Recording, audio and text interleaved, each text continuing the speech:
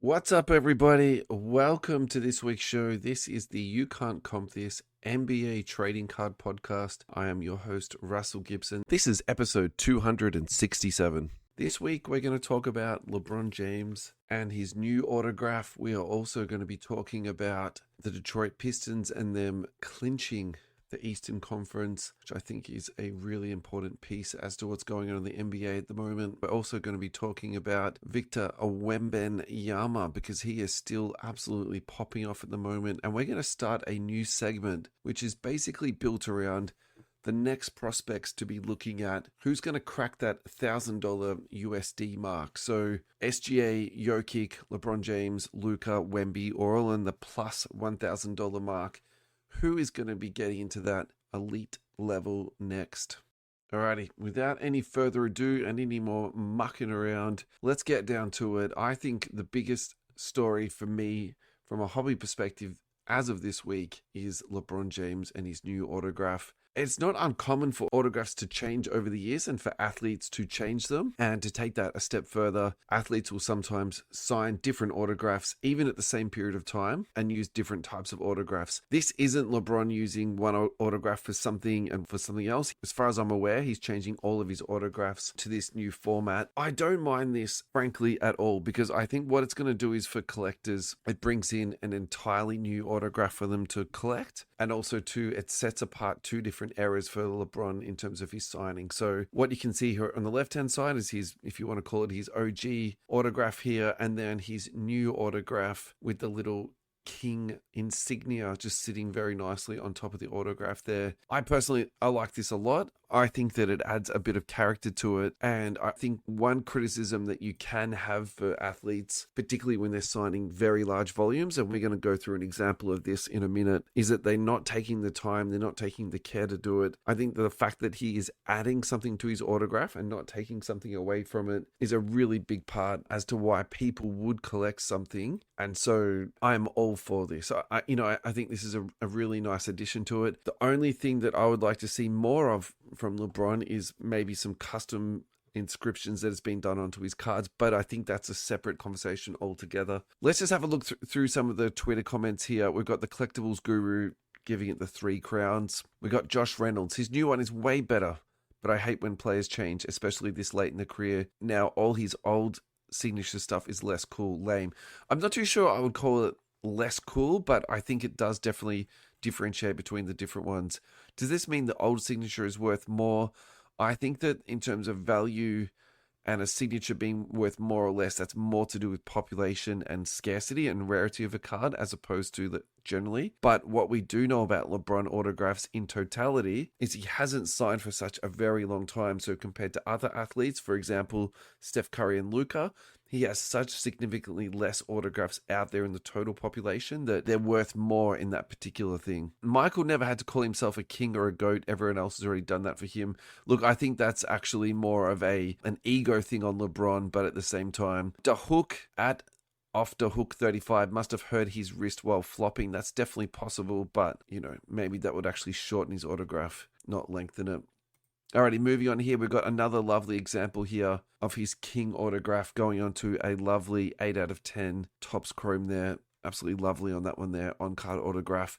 Now, this is what I did want to show you guys, and what I was referencing this earlier before when athletes aren't taking the time and effort putting it into an autograph. And I think that this is something for me that I get it. If you have to sign 20,000, 10,000 in a single sitting, that's totally fine. You can smash them out like this. But for someone like LeBron that we know isn't signing the volume of this, we don't know the exact numbers of what he's signing to, but his agreement isn't to do large volumes of autographs, it's to do small. So I think for him to take that little bit of extra time on the autographs that do go out there, and I really think this actually adds to the total value of his cards. So again, for me, this is just a really positive, good news hobby story. I will say that. Moving on here, this is actually a follow-up. I was having a conversation offline with somebody about the last podcast. So I think what I should do here is just try and add a little bit of clarity to that. And I also think too, just maybe a public apology too of, what's been going on.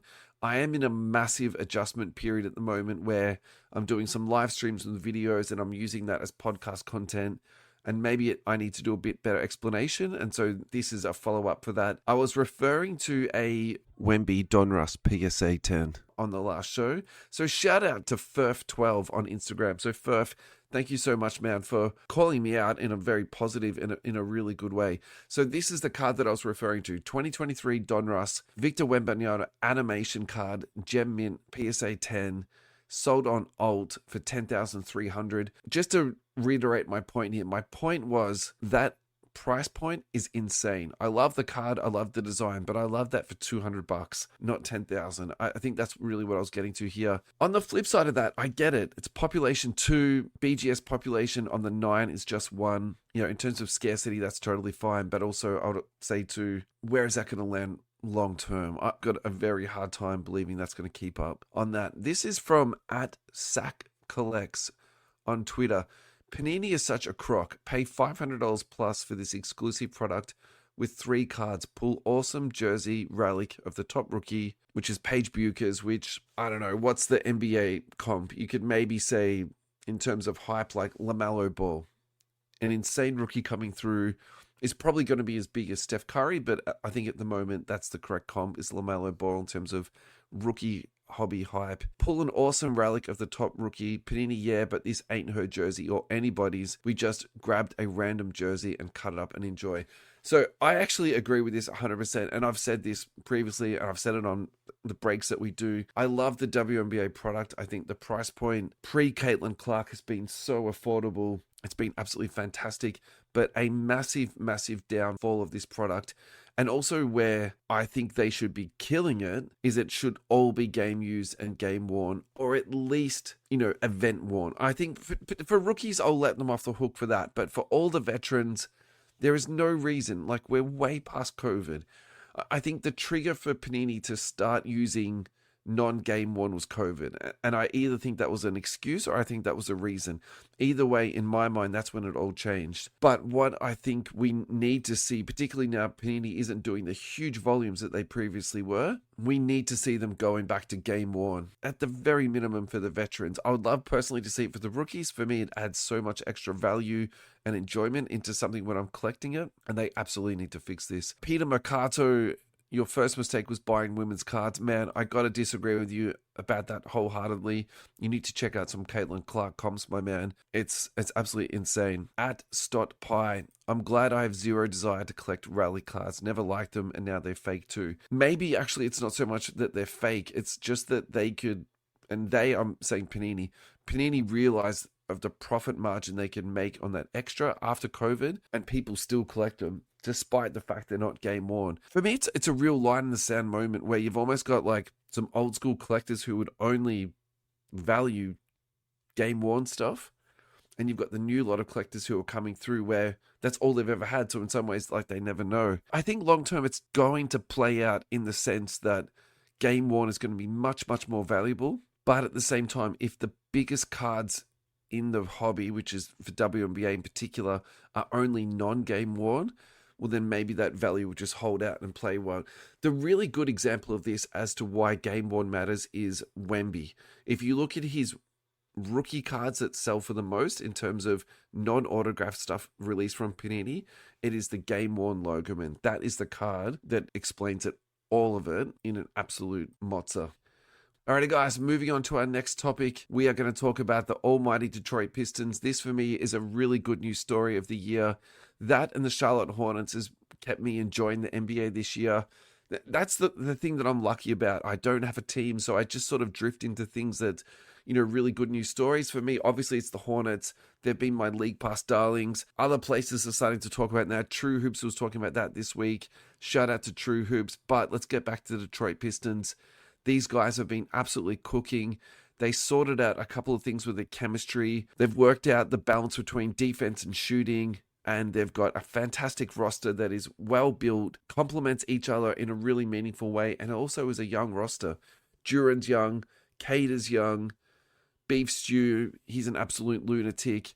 Obviously, this is the veteran presence going on here, and then we've got the Thompson twin, which could have the highest upside of all the names that we've just mentioned here. I think it's just just a fantastic feeling when you've got a team that's been frankly terrible for years and years now to be the number one seed. And the other good news story was we had Cade Cunningham that was out with a pneumothorax.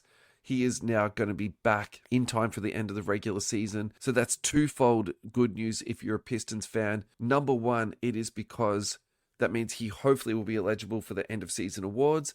And then also to getting his legs back underneath him in time for the playoffs. I would love to see them make a deep run, at least to the semifinals, at the very minimum, to the Eastern Conference Finals. That's what I think they should be able to do. And then look, if everything goes lucky and it goes well for them, here is hoping that they're going to make it to the NBA Finals. Shout out to @Cards Boulevard on Twitter. This is from them. Short-term game, 2023 Panini Prism Pulsar number to 35, Wemby PSA 10. Sold in February 26 for $15K. And then went on to be sold for $26,400 in March of 2026. In just 1 month, he's up 66%. I think the timing of a sale is obviously really, really important here. But also, too, this just demonstrates how hot Wemby currently is at the moment. And this guy is absolutely scorching. So what does this mean if you are a Wemby holder or you're a Wemby collector? I personally think this is the right time to sell. For me, this is getting into the point where it's just getting too high. What can he do other than go down? The only thing I would push back on this sale is that I really think the silver pop on this guy is insane. And I've got him opened up here so we can talk about this really quickly. It's population 5,000. So these are the ones actually I would sell. This one here, yeah, I think that's a fantastic flip and it's a good sale. But my only sort of pushback on this is the pop. The maximum pop on this you could get to is 35. And actually, I personally think these are the cards I would want to be buying. The only thing, you can make sort of the argument for is now you can put 26K into a LeBron auto, to a Jordan auto. You can put it towards something like that. You could wait for this to come back down. I think it's very fair to say that there is some potential for this card to go up and then come back down. You can jump back into the market. Look, that could be the play. Or you could just be happy that you made 66% in a month. Either way, congratulations to the seller. And that's a really, really fun one. Alrighty. This is from Poppy Petco on Card Hub Sports Card Exchange Australia. Blaster boxes are dead. They do not add any value to the hobby anymore. Seriously, we should all boycott blasters so that manufacturers just release mega boxes and hobby boxes. All right, I disagree with this on such a profound level. I'm actually going to take the time to answer this as thoroughly as I can. The hobby needs price points. It needs $5, $10, $50, $100, $250, $500, $1,000, and above that. And so the problem is if you take out blaster boxes, it removes a really soft entry point for adults. It removes that really nice entry point for teenagers. And it also removes a really nice entry point for kids who have maybe saved up their pocket money and their parents are helping them out with some money that they'll given from their grandma for their birthday. Something along those lines. I think that you need hobby boxes so that people can open packs. The other thing that Topps has done really well this year is that they put autographs into them. They also put one of one, the super refractors, into it. And so the potential for somebody to buy a really cheap box and get something like that back is actually profound and really important. Sam Pritchard, excuse my pronunciation on this one here, from a $35 blaster on an Amazon clearance sale, he hit a Kaboom Larry Bird, which he sent off to PSA, and it came back at 10. So that came out of Revolution Retail. They did blasters and megas on that in 2024 and also 2025. Me personally, that is one of my favorite retail products, maybe of all time. I've got some on the cupboard. I've got it put away for when I sit down and I want to have a rip for myself. The other one for me that's is just an old-timer is just Prism. Just sitting down, ripping a product that you might have got a number to 25 green pulsar out of, or even a silver Prism, maybe an autograph. Yeah, it was most likely going to be like a crappy low-end autograph, but there's still the potential to get one out of it. Also, I said collect Prism, so there's so much, joy that I get from doing retail. For me, it's just, yeah, I think if you remove this, actually you'd be doing the hobby a disservice, not actually improving it. So Ethan Freeney, I still buy some. I generally don't have the $400 to drop on a box to get a decent card. I like the $40 to $80 boxes for something fun to open. If I want a specific player or a card, I just go out and buy it. Yeah, and that's exactly right. And I think that's another way of saying price points, because not everyone does fit into that $400, $1,000 price points. The other one that I want to read through too is this one here, Ronnie Rowe. Don't know about other sports ratio to hits to NFL, but I was into breaks left, right, and center, and probably 99% of Australian breakers never hit anything good. Yet while all over in America, and particularly certain breakers hitting the top big dollar cards. And why? It's simple economics. America is the main buyer of NFL, so Panini keeps the US market happy. And then there's, Panini don't know where the good cards are, so go only to the majority of first off the line and certain breakers. And then there's a price pre-COVID National Treasures box, $3K now and trading at $9K now. So there's a lot being covered here. Panini made great cards, best ever probably, but their practice was dodgy as hell. All right. So I will answer that specifically. I don't actually believe that breakers get preferential treatment in terms of allocation of the hits. I would really hope that manufacturers don't know where the hits go. As far as I know, most of it gets machine packed, other than flawless. For Tops and Fanatics, I've got no idea how that gets packed, and I haven't looked into it. I will say this, bigger breakers overseas break so much larger quantity of product. I am hoping that that's the real reason why they get the bigger hits and more of them. They do better marketing and they spend a heap on clicks getting your attention to those cards. So that's that part of it too. In terms of breakers in Australia not getting good product, look, I personally disagree with that. I think that there's a lot of smaller breakers do a lot less volume, but they're still doing big volumes and they get fantastic cards. Neon Trading Cards are our sponsor. I would say to you, go onto their website and go and have a look at some of the cards that they've hit. They've hit some absolute monsters over time. So, yeah, simple as that. I'm going to take a quick break, just get a quick drink, and I will be right back with our next segment. The Hobby Hangout XL is coming to Melbourne, Royal Exhibition Building in Carlton, Sunday, 26th of April, 10:30 a.m. to 5:30 p.m. Pre-release and first release, and now second release, are all completely exhausted, and the final release of tickets is on sale now. Tickets are currently selling at $39.90. 400 plus tables, international and national vendors, sports cards, NBA, NFL, MLB, AFL, NRL, soccer and more, Pokemon, Yu-Gi-Oh!, One Piece, MTG, entertainment, live breaks, dedicated trading zones, free play areas, expert panel speakers and international guests. You Can't Comp This will be there hosting a panel and also walking around interviewing vendors and punters alike. It's going to be a very exciting day. It is now confirmed that Goldens are going to be in attendance there. You may know Goldens from the Netflix series. You may also know Goldens from their consignment services. So bring down your huge cards that you want to sell into the US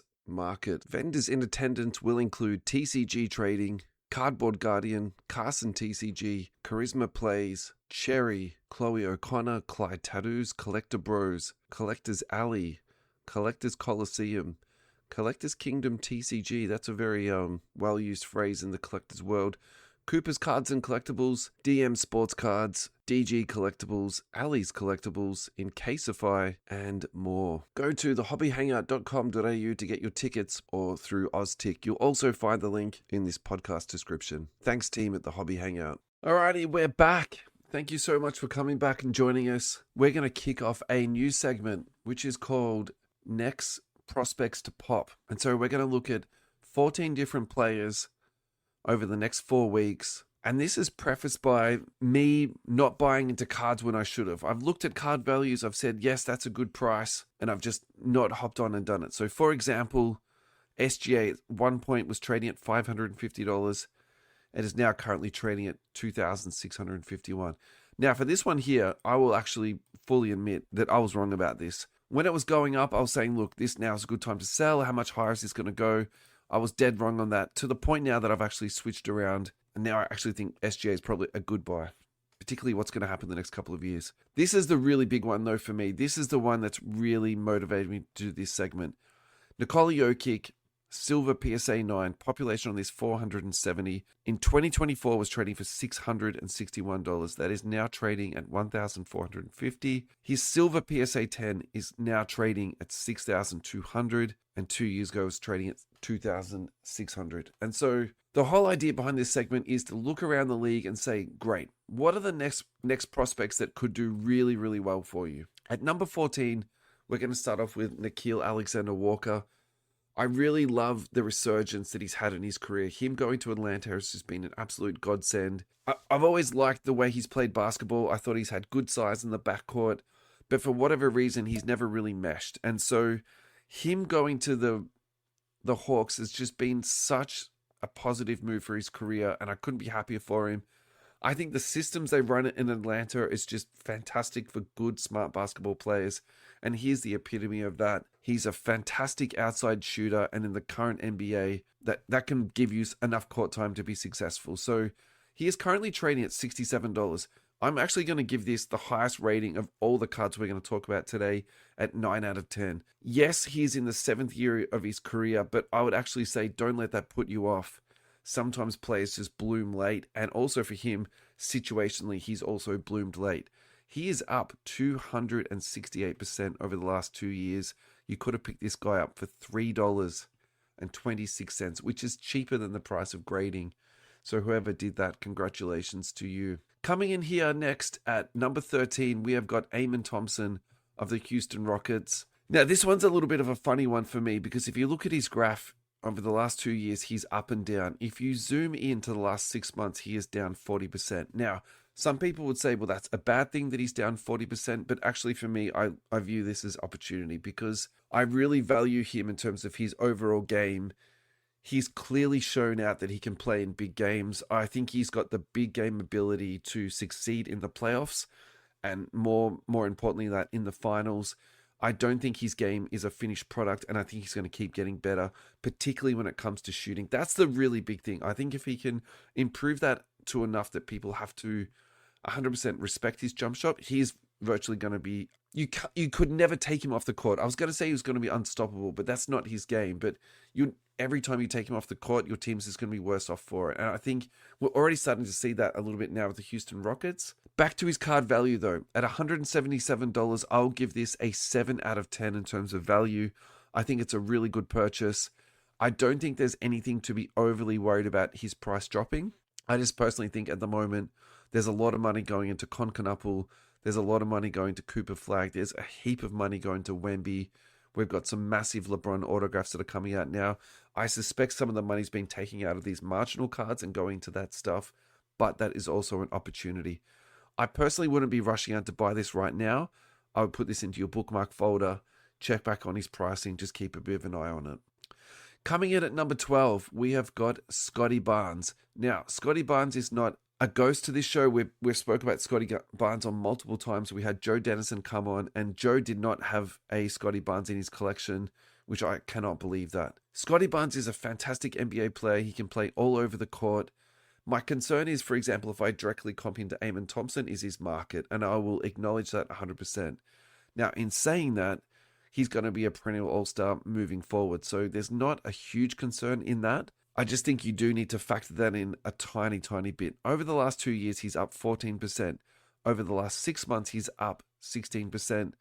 And personally, I think this is the pricing point that is about right for him. I think this is a long-term purchase. It's not a short-term flip.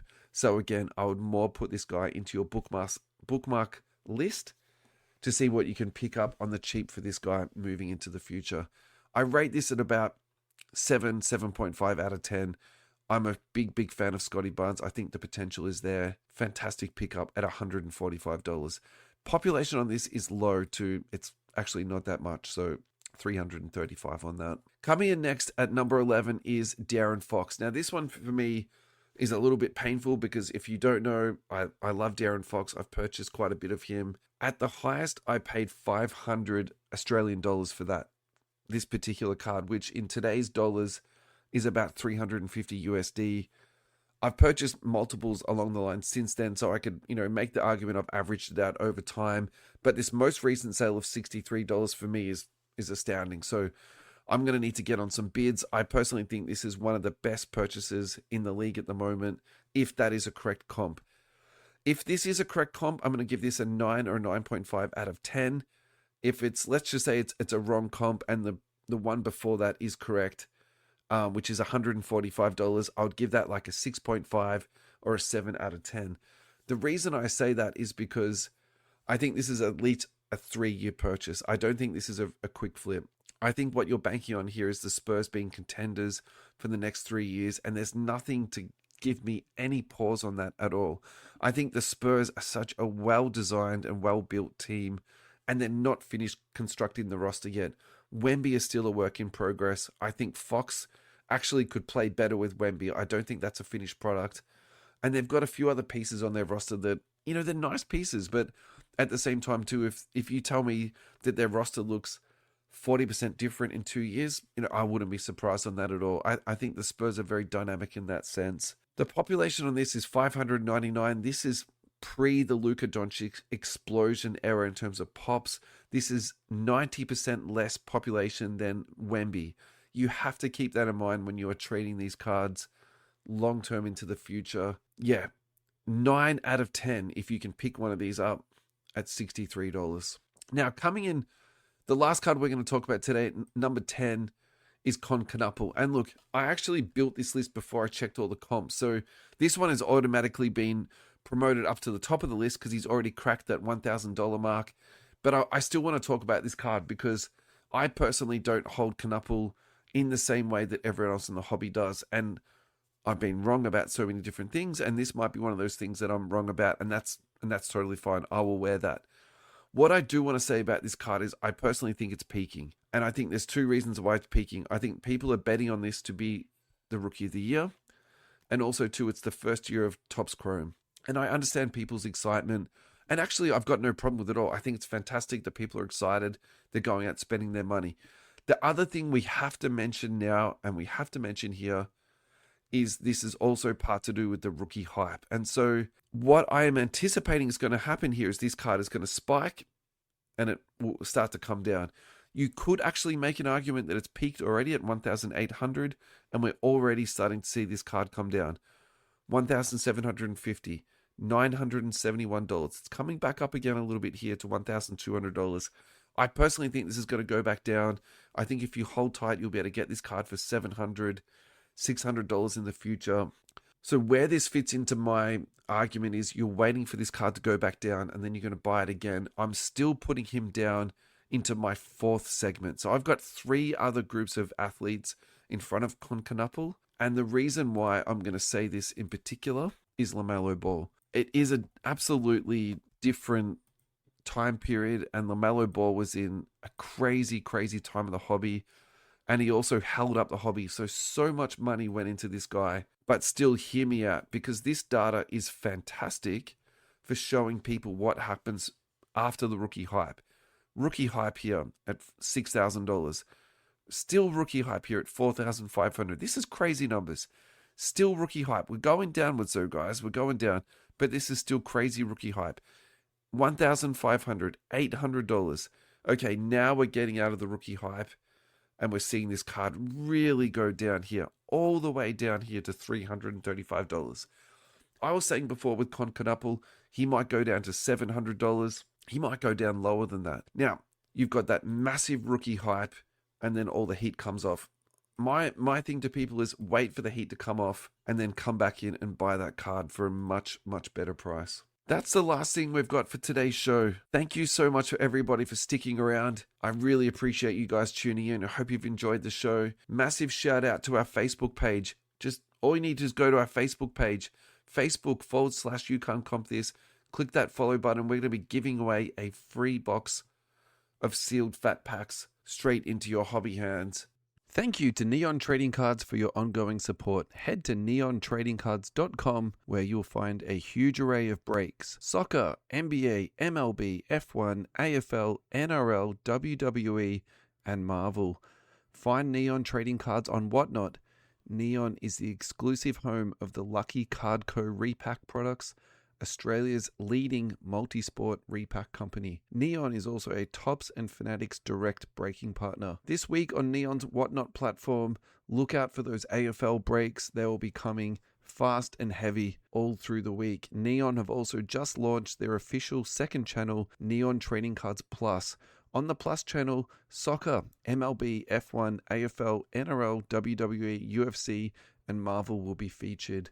Meanwhile, the main Neon Whatnot channel will run NBA breaks, and Lucky Cardco repacks. Get in, get ripping, and don't miss out. Neon is where the action is at. Welcome back, everybody. We have a guest from TikTok. It is a collector from Melbourne, and her name is Shona. And without further ado, let's get into the interview. Hey everyone, I'm Shona, and on TikTok I go by Wusha Usha, and on Instagram I go by Wushi Collects. Really happy to be here. Yeah, no, welcome aboard. I think from my perspective, we need more girls in the hobby getting out and doing content. So I'm honored that you came on to have a chat with me. And then the other thing too is you're in Melbourne, Australia, so there's that hometown connection there. So yeah, thank you so much for coming in. Let's just talk about your TikTok and what you're hoping to achieve with that, and then we can go on and talk about your PC. Yeah, so honestly, the TikTok is just about having fun. I think I'm in a point in my life where I was getting way too invested into things and putting so much effort into them that I think I just forgot about the nature of having fun with things. Yeah. And last year kind of went on a bit of a journey to try different things and just like figure out things that I like and like rediscover myself as a person. And I think one of the things that I came across was baseball, and like I used to love baseball as a kid, and going Did back you used into to play baseball. baseball? I played softball when I was like 8, but I was always into the sport baseball. Don't know why. It was never big in Singapore where I grew up, but I think I just like the idea of like Sandlot and all those films about baseball, and then that kind of just followed through. And As in the last Sandlot year, kids? yeah, the Sandlot, like Yeah, the movie. that's classic. Yeah, Yeah. exactly. And I think I've just always had an affinity for baseball. And last year I decided to kind of invest myself back into it. And it was great timing too, because I went to Toronto for my best friend's wedding. And when we were in Toronto, it was 30 years in the makings, but the Blue Jays finally made it to the World Series again. And it was happening while my friend's wedding was happening. Yeah, So sweet. it was a great time to get back into baseball again and just get into that whole life that I think I thought I could never really be part of. And like now I've gotten into the community, the baseball community here, which is actually surprisingly really big and really happening in Melbourne, and even like in Australia. Yeah. And we have some great baseball players as well. And with the account, I knew I wanted to do some sort of collecting. I did not want to do Pokemon TCG. I don't gravitate towards that. Yeah. But I loved baseball, so I was like, oh, baseball cards exist. I'm gonna get into that. And I just kind of decided with like the TikTok account, like I just kind of see where it takes me, because I didn't see a lot of women creators when I was like trying to search it up and like trying to find people to connect with There's online. literally a handful, I feel like, in the whole hobby, honestly. Yeah. Yeah. Yeah. And like there's like some really amazing women that are like really big time collectors. And then I was trying to look for other collectors that were just kind of like building out a personal collection and not really looking for those big name cards, like looking for the Shohei Otanis and like the Jack Cagliones and all those big cards that we have in baseball. Whereas like people just wanted to collect because it's their favorite team and their favorite players. And I Yep. thought, oh, I guess I'll do it. And now I'm just slowly getting into it at my own pace. And it's really just about having fun with the account and just kind of showing that it is still a fun hobby. And yeah, it's great if you can turn a profit, or it's great if you can like figure out the systems between like getting prospects and figuring out what prospects are going to end up becoming really good rookie cards, Yep. which will become great investments down the road. But it's also, I think, nice to see people who just want to build a personal collection or just invested in certain teams and players and just building it for the fun of it.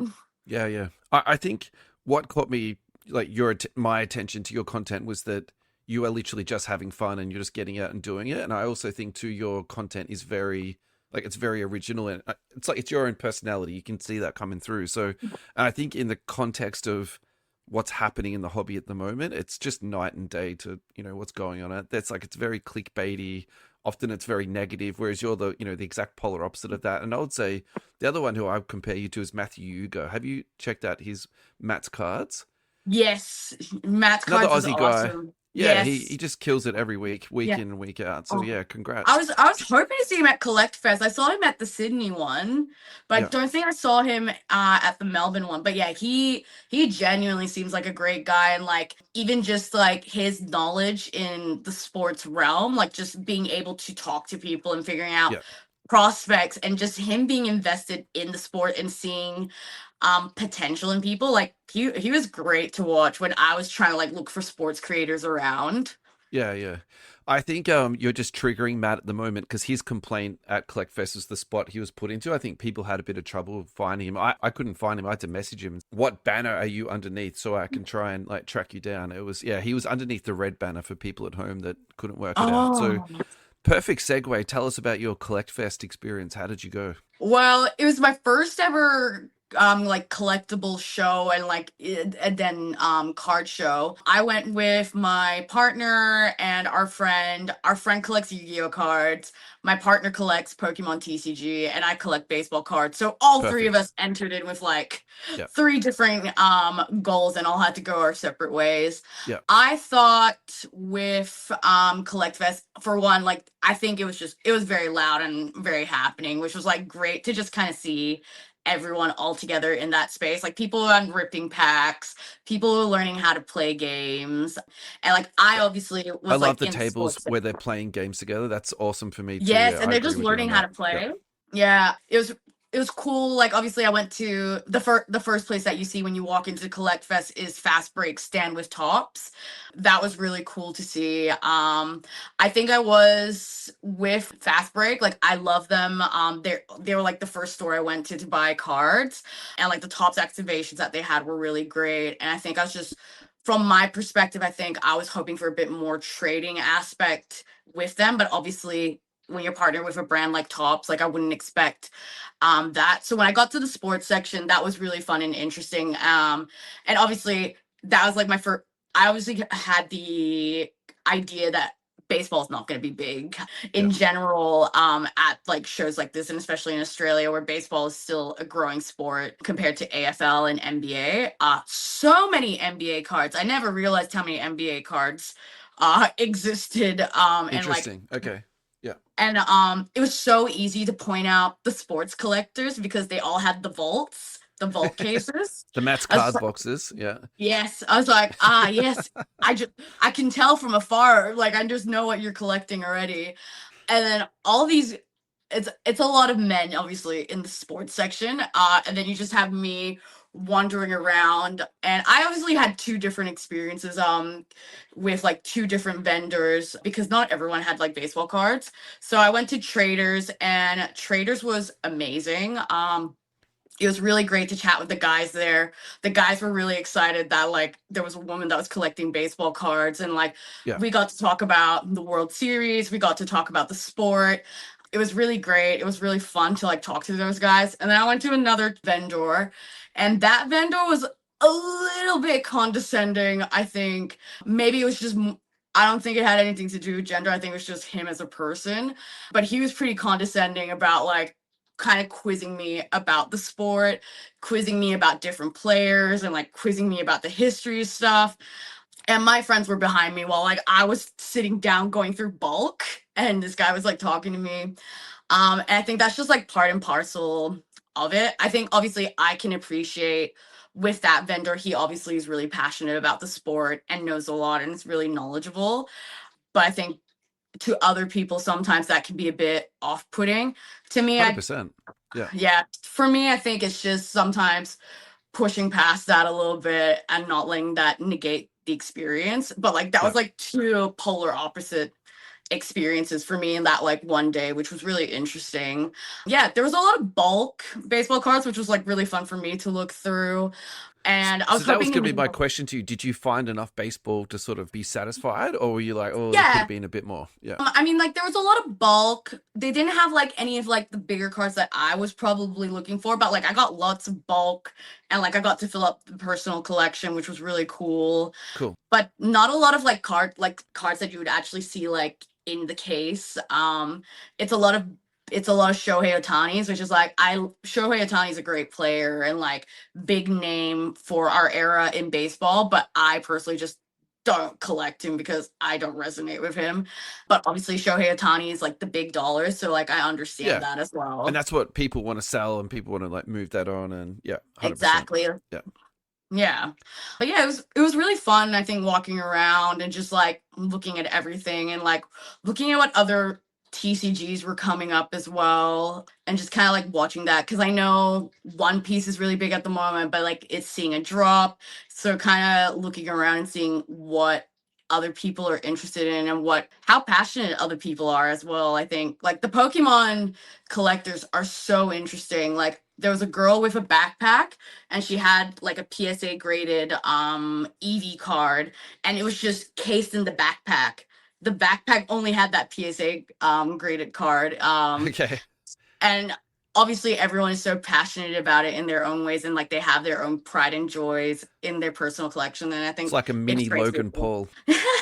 a little bit, but you know what, like I appreciate the passion and I appreciate that people are invested, I think, in that hobby, because I think to some people it's just us collecting pieces of cardboard, right? but 100%. It makes no but sense to normies. It's ridiculous. Yeah.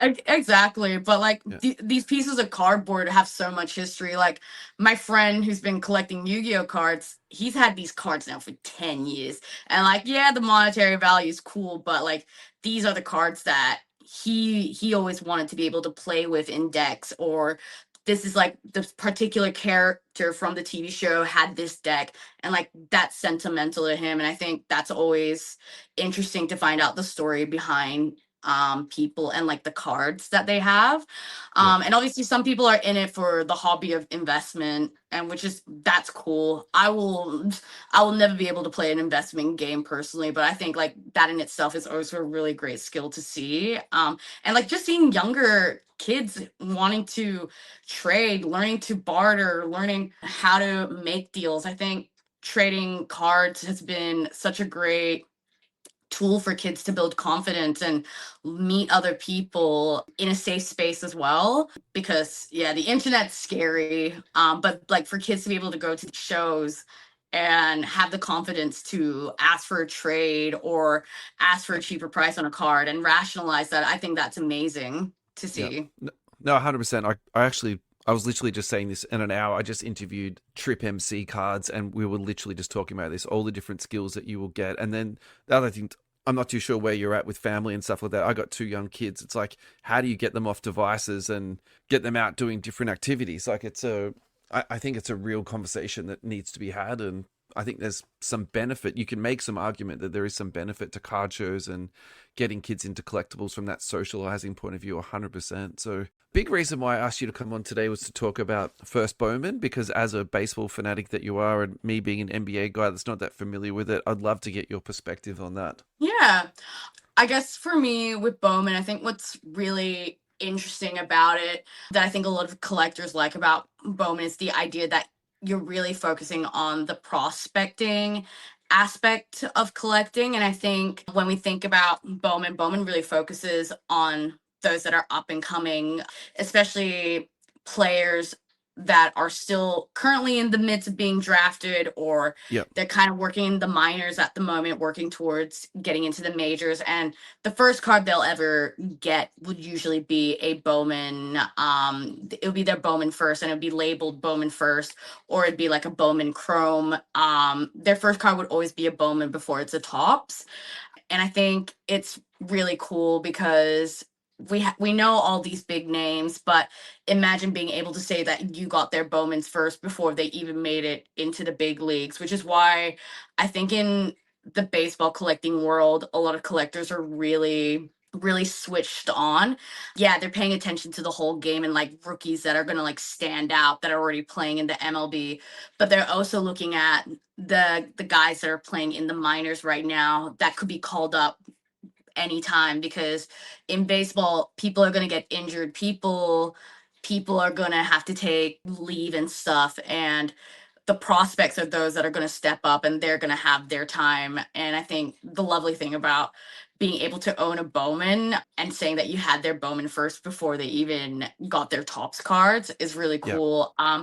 It is time to take a break now, and we're going to go to our first commercial of this week's podcast. Thank you to US Sports Cards Australia for your ongoing love and support. Go to ussportscardsaustralia.com.au. There you'll find sealed products, brakes, card protection, Ross's beloved water pistols, and ComCA, or as Ross calls it, Comca. ComCA is a card consignment service that is local to Australia. Go onto the main website, click on the three little noodles, get your submission form, pay only 9 cents for your total submission, no matter how many cards you submit, just pay for the 9 cents. Write on your submission form, "You can't comp this," for this exclusive promo deal. Sales have been steady on the website, $600, $390, $240, $165.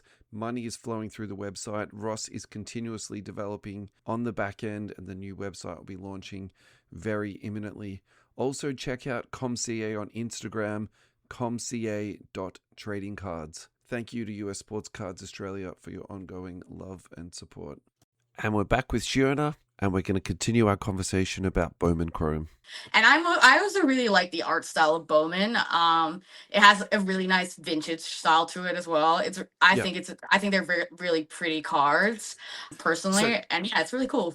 Pretend I'm a pessimist towards first Bowman, and you're the positive, right? So the part that I'm really struggling to get my head around is, so Topps Chrome for NBA is already out. Now they're releasing first Bowman. I'm assuming that Cooper Flagg is going to have a first Bowman card, but it's not his first rookie card. So why would I be purchasing that? And I suppose my follow-up question to that is, does generally Bowman come out before Topps Chrome? Is that the order of the release? So it would actually make sense in the future? Yeah, I think really the key thing with Bowman's, they will have a couple of big names in there, but that's just you. Like if we put it in the way of with a player, if a player's already well established and they have a Bowman, it's still going to be their Bowman's first because it's the first time that they appear on a Bowman. If Bowman has never done an NBA card, so that's still something to add to the personal collection, and that's still something that's probably going to be worth something because it's obviously the first of its kind coming out, and that's going to be its own unique thing. Typically, I'm not too familiar with release schedules, but when we think about a player as a whole, Bowman's going to be looking for the kids that are in college and the kids that are working their way up in the NBA. So that's what you're looking for in a Bowman, really. You're looking out for the stars of the world that are going to be stars 5 years down the road, and then those cards are going to be of value because that's the first time that they were ever highlighted and first time they were ever recorded. And I think that's the beauty of Bowman. It's that idea of they knew that this kid was going to be something, and you also holding that card knew that kid was going to become something. And I think that's the power of a Bowman.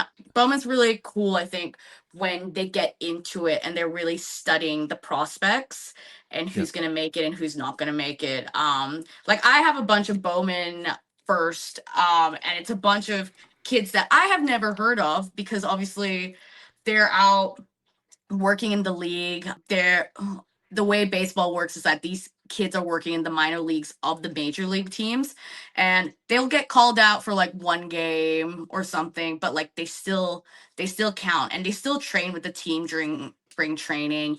They're part of that wider network, and having their card before they even make it out, I think that means something. I think that's really cool to be able to support the players before they even become big. And I think that's my personal collection, my personal belief with Bowman. Yeah.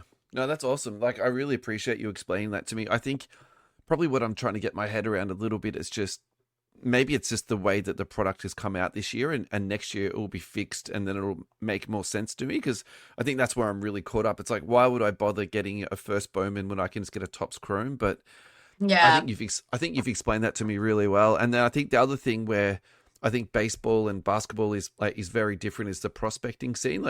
There's very deep. There's multiple leagues that the MLB have got set up to sort of feed players into their pro league, whereas the NBA has the G League. But even that, like it is kind of used as a developmental league, but realistically, it's all the players that have been cut from the NBA or just aren't quite good enough to be in the NBA, Yeah. but still want to play in America. That's kind of the scenario that plays out. So, look, Yeah. I'm really interested to see how this plays out in the NBA field because we are going into this new era. We've just exited Panini. Now we're going into this sort of tops and fanatics area, and there is going to be new things being introduced to us and us for Yeah. to get our heads around. So I think this is another one of those things. In addition to say Yeah. tops now, which I think they've absolutely killed. So hopefully this will take off for them and it'll be good for Yeah. collectors. Yeah, Yeah, I think probably as well what I think probably Bowman's trying to achieve as well, I think is getting more eyeballs on that collegiate league because obviously the boys that are playing in college, they're gonna end up getting drafted. And I yeah, guess when we look at like first Bowman cards, I'm assuming that we're gonna see first Bowmans for like collegiate players like Juju Watkins and yeah. Caleb Wilson. That's And exactly what they're doing. You're exactly yeah. right. Yeah, yeah, So I think with that, I think that's bringing more eyeballs to looking at these kids at a college level. And I think getting more people, I think, invested in that scene before even thinking about the NBA. Because I think in general, I think sports is having a giant revamp. Like, thanks to pop culture and thanks to social media, I think people are realizing now that there's a lot more eyeballs in sports than there's ever been before. yeah, And obviously, what you want to do is try to disperse those eyeballs. It's the same way like how the NHL now has the PWHL, and they're trying to get more eyeballs involved, and it's doing amazing. They had a PWHL tournament where that whole stadium was full, and that would have never happened 10 years ago. So I think they're really trying to disperse eyeballs, I think, in all those sports and trying to get more people involved from that almost like that grassroots feel, right? Like getting them invested from the jump and yeah. seeing that through. That absolutely could be their strategy. I think, again, comparing Fanatics to Panini, Panini Yeah. didn't advertise. They just didn't. Whereas what you're seeing here is very deliberate marketing schemes by Tops and Fanatics to try and get more people into it. And I think what you said before too about the pop culture stuff, they're 100% doing that. And I think it's clever and it makes logical sense. Yeah. Yeah. Uh, what's your final thoughts today? And then we'll Whew. get off and move on to the rest of our days. We're in a really great space, I think, where I think more people are getting into the hobby of collecting cards, and I think it's great to see. Would love to see way more women. I'm pretty sure there's plenty of women around that are really invested in card collecting and in sports Yeah. card collecting as well. And I'd love to see more spaces for that. Whether that is at a collect fest or whether that is at a card shop, allowing women to be part of it more. And I think getting past that barrier of like, oh, if you don't know everything about the sport, you shouldn't be invested in it. I think we're past the point now where like if anybody just cares about it, I think we should give them the time of day to really be part of it. But yeah, I think we're in Yeah. a really cool space, and I've only been in it for about a month and a half, going into 2 months now, and I love it. I think it's really fun, and I hope other people would get into it because the more of us there are, the more people we get at trade shows, the more we get to trade and have fun ourselves, and Yeah. not just let the Pokemon guys have fun. Look, thank you so much for sharing your story today. And I really enjoyed hearing your perspective. And I kind of hope that that guy was giving everyone a hard time and not just you, being a girl. That's for absolute sure. Absolutely. Thank you so Yeah. much for having me, and thank you for all Yeah. the work that you do for the community here in Australia. It's Thank you. awesome. Thank you so much. Yeah. Yeah. Alrighty, guys. Have a wonderful day and we'll catch you for the next one. Take care. Bye.